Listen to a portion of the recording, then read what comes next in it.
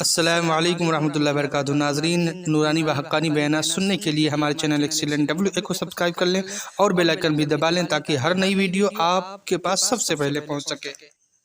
ناظرین، آج پھر اسی ویڈیو کے تعلق سے اسی ٹاپک پر حاضر ہوا ہوں جو آپ نے کل ویڈیو سماعت فرمایا تھا علامہ سلمان اظہری صاحب کا، نبی پاک صلی اللہ علیہ وسلم کی شان مقدسہ میں۔ یہ ربیع الاول شریف کا مہینہ چل رہا ہے، لہٰذا میری طرف سے جملہ عاشقان رسول صلی اللہ علیہ وسلم کو ربیع النور کی تمام بہت بہت مبارکبادیاں۔ آئیے وہ جو آدھا ویڈیو رہ گیا تھا اس کے آگے کا ریویو کرتے ہیں اور دیکھتے ہیں علامہ سلمان اظہری صاحب کس طرح سے نبی پاک صلی اللہ علیہ وسلم کی شان بیان فرماتے ہیں۔ بادشاہ کو پتہ چلا کہ محمد صلی اللہ علیہ وسلم کی طاقت اب بڑھتی جا رہی ہے، انہوں نے اپنا ایک قاصد بھیجا ہے، ان کا ایک ترجمان ایمبیسیڈر آیا ہے، سفیر آیا ہے، تو ان کی عزت میں، اس صحابی کی عزت میں اس بادشاہ نے ریشم کا کارپیٹ بچھایا، ریشم کا کارپیٹ، اور ایک سونے کی کلائی کی ہوئی کرسی لگائی کہ ہم بہت عزت دیں گے ان کو، عرب سے جو قاصد آ رہا ہے، جو سفیر آ رہا ہے۔ جب حضرت نعمان وہ صحابی آئے، ان کے ہاتھ میں تلوار تھی، سادے کپڑے پہنے ہوئے آئے، اور بادشاہ کے محل میں جیسی آئے دیکھا کارپیٹ بچھا ہوا ہے اور قالین ہے وہ ریشم کا۔ پوچھا یہ کیا ہے؟ کہا ریشم کا قالین آپ کے اعزاز میں۔ انہوں نے تلوار سے اس کو پھاڑ دیا اور کہا میں اس پر نہیں چل سکتا، میں زمین پر چلوں گا۔ اور اس کے بعد چلتے ہوئے آئے، کرسی سونے کی کلائی کی ہوئی رکھی ہوئی تھی، تو اس کو دیکھا، دیکھتے ہی اس کو ٹھوکر مار کر الگ کر دیا، کہا میں لکڑی کی کرسی پر ہی بیٹھوں گا۔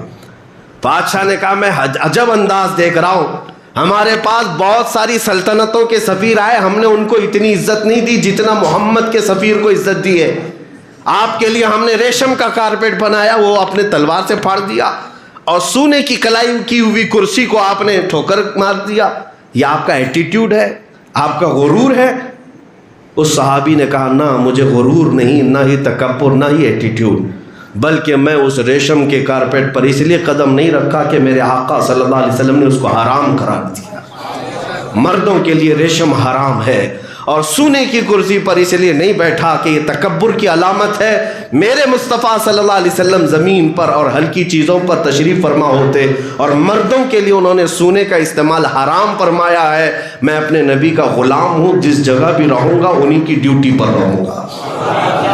یہ عزت دیکھی بادشاہ کے محل میں۔ جانتے ہیں میرے عزیزو، آپ کے اس اپنے دین پر جمے ہوئے ہونے کی وجہ سے وقت کا بادشاہ بھی دائرہ اسلام میں داخل ہوا۔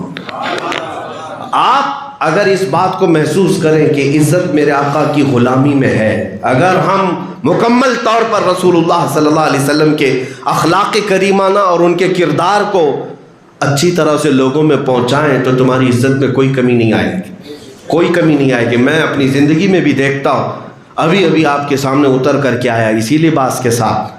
ہاں، یہ اور بات ہے کہ تھوڑا چینج ہوگا، میں اپنے عمام میں، اپنے جبے کے ساتھ۔ لوگوں کو ایسا لگتا ہوگا کہ پوری فلائٹ میں 100 سے لوگ ہوتے ہیں، میں ایک عجوبہ کہاں چلا جاؤں۔ نہیں، ہمیں تو اس بات کا لطف ملتا ہے کہ کم سے کم لوگ دیکھیں گے تو یہ محسوس کریں گے کہ محمد عربی کا غلام بیٹھا ہوا ہے۔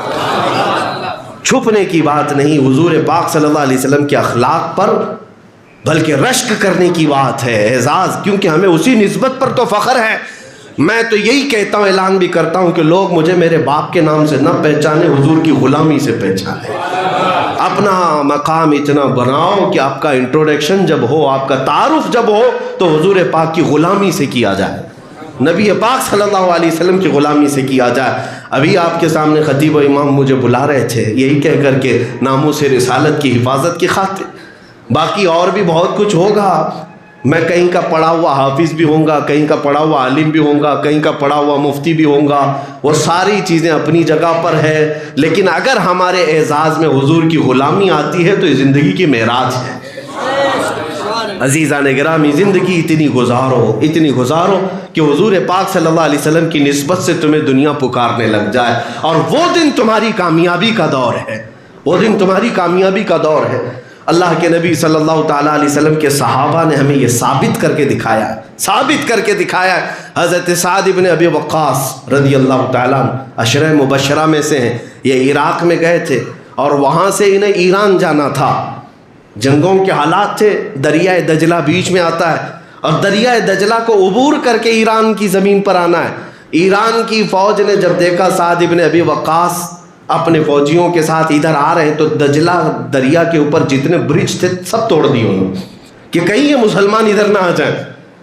سب برج اور پل توڑ دیے. حضرت سعد ابن ابی وقاص کا حوصلہ نہیں توڑ سکے, وہ کھڑے ہوئے اور اپنے صحابہ 300 صحابہ ان کے ساتھ تھے. سارے لوگوں نے پوچھا کہ سعد ابن ابی وقاص سے کیا کرنا ہے. حضرت سعد نے کہا جانا ہے ادھر. کہا دریا ہے, اتنا گہرا ہے دریائے دجلہ, آج بھی موجود ہے, کیا آپ کو اندر جاتے جاتے 10 منٹ لگ جائیں. گہرائی اور چوڑائی بھی کافی ہے. حضرت سعد ابن ابی وقاص سے صحابہ نے پوچھا کیسے جائیں گے. کہا کہ سب اپنے اپنے گھوڑے لے لو اور دریا پہ ہی ڈال دو, اور جب دریا کے پانی میں تمہارے گھوڑے چلنے لگیں تو یہ اعلان کرتے ہوئے چلے جاؤ میں رسول عربی صلی اللہ علیہ وسلم کا غلام ہوں, محمد عربی کا غلام ہوں, اگر بچانا ہو تو مولا بچا دے گا, ہمارے لیے راستے کشادہ کر دے گا. ان کا عزم تھا, یقین تھا, توکل تھا. تاریخ طبری آج بھی موجود ہے, اٹھا کر دیکھ لینا. جب یہ 300 صحابہ سعد ابن ابی وقاص کے ساتھ دریائے دجلہ میں کود پڑے تو وہ چلتے ہوئے ایسے جا رہے تھے جیسے خشک زمین پر چلتے ہوئے جا رہے ہیں, اور دریا عبور کر کے وہ ایران کی سرحد پر بھی آ گئے. ایرانی فوجیوں نے ایک تاریخی بات کہی تھی اس دن, وہ جملہ آج بھی نقل کیا جاتا ہے. انہوں نے حیرت میں اور ہیبت میں یہ کہا تھا دیواں آمدن انسان نہ آمدن, یہ انسان نہیں آئے ہیں, یہ جنات آئے ہوئے ہیں جو پانی پر بھی چل رہے ہیں. بلکہ ہم یہ بتانا چاہتے ہیں محمد عربی صلی اللہ علیہ وسلم کی غلامی اگر سچے دل سے ہو جائے, مولا خشکیوں پر بھی اور تریوں پر بھی تمہاری حکومت قائم فرمائے. انہی کا تو نعرہ تھا ٹل نہ سکتے تھے, جنگ میں اگر اڑ جاتے تھے پاؤں شیروں کے بھی میدان سے اکھڑ جاتے تھے, حق سے سرکش ہوا کوئی تو بگڑ جاتے تھے, ارے تیغ کیا چیز ہے ہم توپ سے بھی لڑ جاتے تھے. دشت تو دشت ہے دریا بھی نہ چھوڑے ہم نے, بحر ظلمات میں دوڑا دیے گھوڑے ہم نے. نبی پاک صلی اللہ تعالیٰ علیہ وسلم کی طرف اب میں چند باتیں یہ عرض کرنا چاہوں گا. اے میرے عزیزو نوجوانوں, میرے پیغامات صرف اور صرف اس لیے نہیں ہیں کہ تم خالی نعرے لگاؤ. مجھے اپنے دل پر ہاتھ رکھ کر کے بتاؤ کیا نبی پاک صلی اللہ علیہ وسلم کی زندگی کامل ہے یا نہیں ہے, کیا ان کی زندگی میں کوئی نقص ہے, کوئی عیب ہے. جب مکمل زندگی ان کی کامل انسان کی زندگی ہے تو مجھے بتاؤ کیا وہ ہمارے لیے سب سے بہترین آئیڈیل نہیں ہے تو اور کون ہے. اور قرآن نے یہی کہا لقد کان لکم فی رسول اللہ اسوۃ حسنہ, تمہارے لیے سب سے بہترین نمونہ زندگی گزارنے کے لیے وہ رسول اللہ کی زندگی ہے. رسول اللہ کی زندگی تمہارے لیے سب سے بہترین نمونہ ہے. آج ہمارے نوجوان اخلاق اور کردار سیکھنے کے لیے پتہ نہیں کہاں کہاں جا رہے ہیں. پرسنالٹی ڈیولپمنٹ کے کورسز سکھائے جاتے ہیں, ہمارے بچے سیکھنے کے لیے جا رہے ہیں کہ ہینڈ شیک کیسا کرنا چاہیے, سیڑھیوں پہ چڑھنا کیسے چاہیے, چلنا کیسے چاہیے, سوٹ کیسے پہنیں گے, لوگوں سے بات کیسے کریں گے. ارے ان لوگوں کے پاس یہ سیکھنے جا رہے ہیں ہمارے بچے جن کو پیشاب کا طریقہ نہیں معلوم, وہ پروفیسر بنے ہوئے ہیں اور اخلاق سکھا رہے ہیں, کردار سکھا رہے ہیں. حیرت کی بات ہے وہ نوجوان ہمارا بچہ اخلاق سیکھنے وہاں جا رہا ہے, جبکہ تجھے معلوم ہونا چاہیے کائنات کے سب سے اعلیٰ اخلاق میرے مصطفیٰ کے تھے. رسول اللہ صلی اللہ علیہ وسلم کے اخلاق سب سے اعلیٰ اخلاق ہے. پورے یہ میرا اپنا دعویٰ نہیں, آپ دوسروں کی کتابیں اٹھا کر پڑھ لیں. انگریزوں نے بھی لکھا ہے, کرسچنوں میں نے بھی, یہودیوں نے بھی لکھا ہے. نبی پاک صلی اللہ علیہ وسلم کے اخلاق میں اگر رائی کے دانے کے برابر بھی عیب آ جاتا تو 40 سال مکہ والے حضور کو چھوڑتے نہیں, اور جتنے بھی حضور کے ساتھ اذیتیں کی گئیں حضور پاک صلی اللہ علیہ وسلم کا سوشل بائیکاٹ کیا 3 سال تک ملنا جلنا مکہ والوں نے بند کر رکھا تھا. حضور پاک صلی اللہ علیہ وسلم شعب ابی طالب کی گھاٹی میں محصور تھے, پتے کھا کر کے دن گزارے, چمڑے کھا کر دن گزارے. یہ تکلیفیں بھی دی.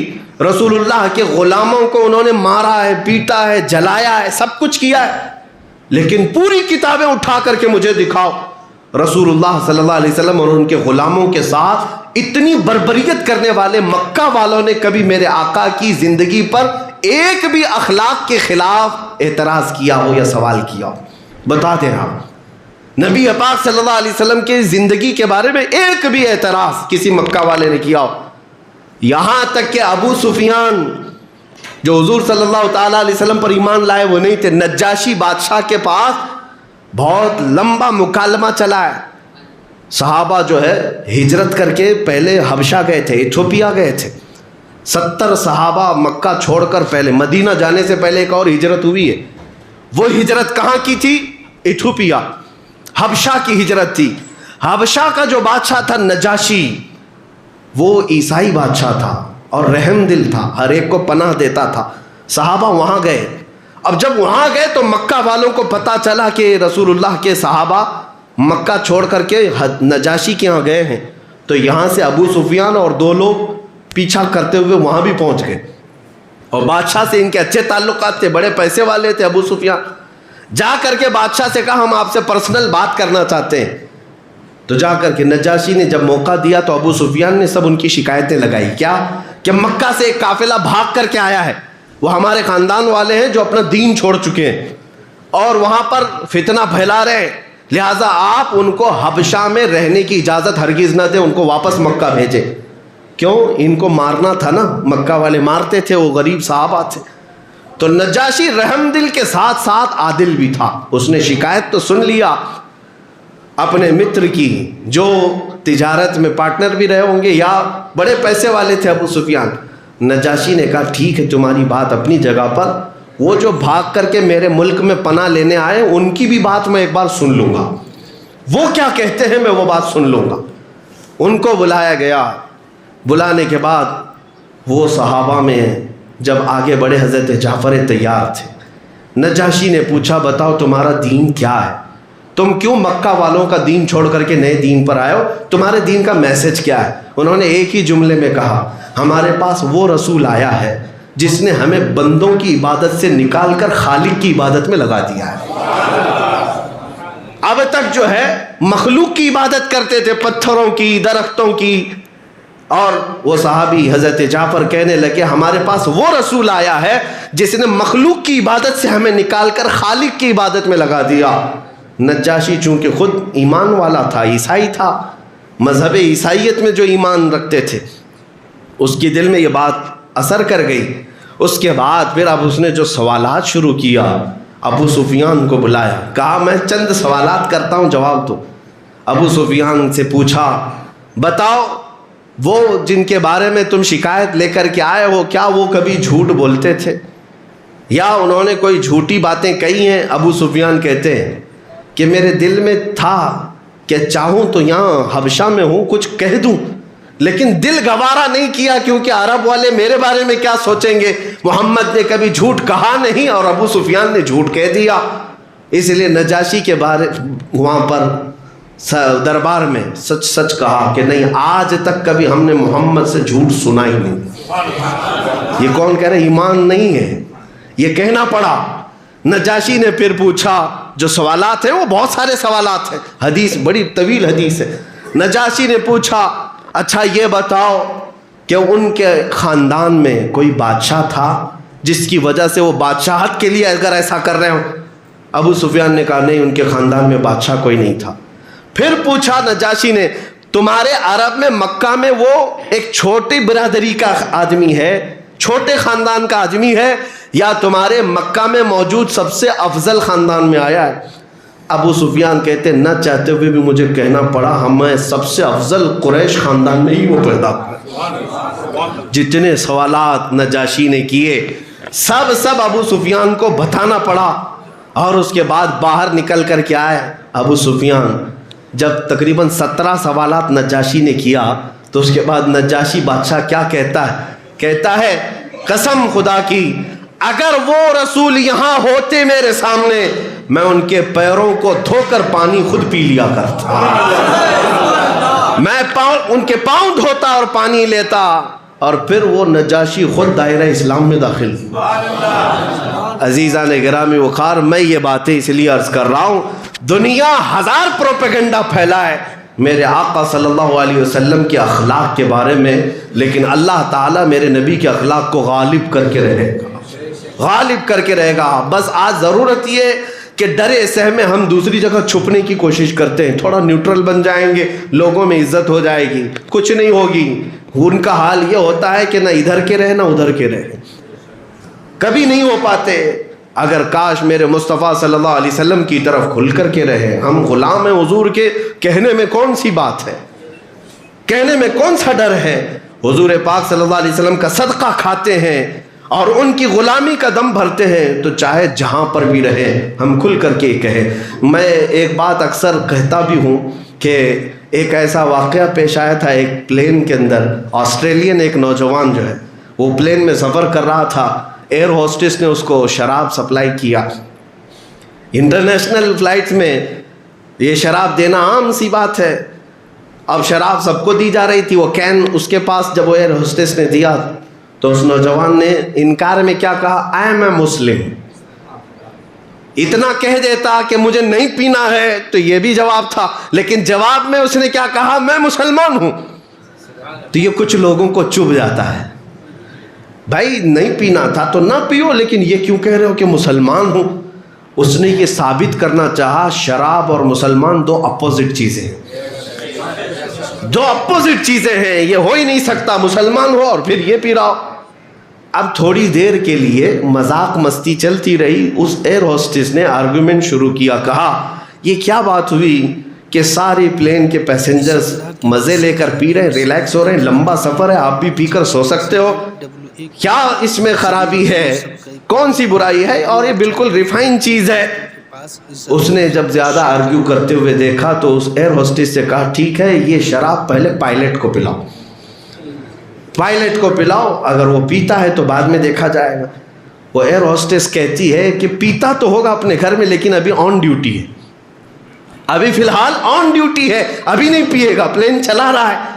مسلمان نے کہا تو کان کھول کر سن لو, مسلمان پوری زندگی آن ڈیوٹی ہوتا ہے, وہ اپنے رسول اللہ کی غلامی میں آن ڈیوٹی ہے. یہی چیز میں چاہتا ہوں میرے عزیزوں, تم جس جگہ پر بھی ہو میرے مصطفیٰ کی غلامی لے کر چلو اور دنیا کو یہ بتاؤ ہم آن ڈیوٹی ہیں.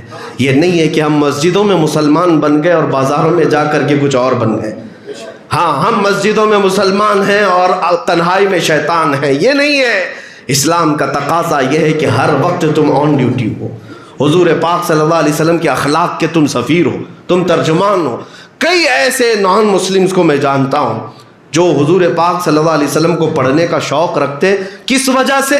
کتابوں کی وجہ سے نہیں, کچھ مسلمانوں کے اخلاق دیکھ کر کے پڑھنا چاہتے ہیں. تمہارے اخلاق لوگوں کو متاثر کرتے ہیں, حضور پاک صلی اللہ تعالیٰ علیہ وسلم کی طرف لوگوں کو بلاتے. مجھے ایک بات یاد آتی ہے, کئی آج سے 7-8 سال پہلے ایک نان مسلم ڈاکٹر ہے, انہوں نے مجھ سے کچھ ڈسکشن کے وقت ایک بات پوچھی تھی. تو میں حضور پاک صلی اللہ علیہ وسلم کے اخلاق اور ان کی نرم دلی کے بارے میں, عورتوں کے بارے میں بات چل رہی تھی. آج بہت سارے وہ لوگ ڈیبیٹ پر بیٹھتے ہیں جو نرے جاہل ہوتے ہیں, اسلام کی اور حضور کی اخلاق کی کچھ نہیں معلوم, لیکن وہ ڈیبیٹ کرنے بیٹھے رہتے ہیں, ادھر بھی ادھر بھی, سب یہ ٹٹو ہیں جو مرغے لڑاتے رہتے ہیں. لیکن وہ ڈاکٹر پڑھا لکھا تھا, عورتوں کے حقوق کے بارے میں جو پروپیگنڈا پھیلایا گیا دنیا میں وہی باتیں وہ ہمارے سامنے کرنے لگا. کیا ایسا ہے, ایسا ہے, ویسا ہے مسلمانوں میں, اسلام میں. میں نے کہا یہ پروپیگنڈے کے شکار آپ بھی ہو گئے, پڑھ لکھ لیتے تھوڑا سا. کہا ایک حدیث میں تمہیں بتا دیتا ہوں, ٹائم کم تھا. رسول اللہ صلی اللہ علیہ وسلم ایک جگہ سے گزر رہے تھے, صحابہ ساتھ میں تھے, رات کا وقت تھا. ایک گھر پر روشنی پڑ رہی تھی, ایک گھر پر خاص روشنی پڑ رہی تھی. صحابہ رک گئے اور پوچھا یا رسول اللہ صلی اللہ علیہ وسلم, یہ ایک ہی گھر پر آج رات اتنی روشنی کیوں ہے؟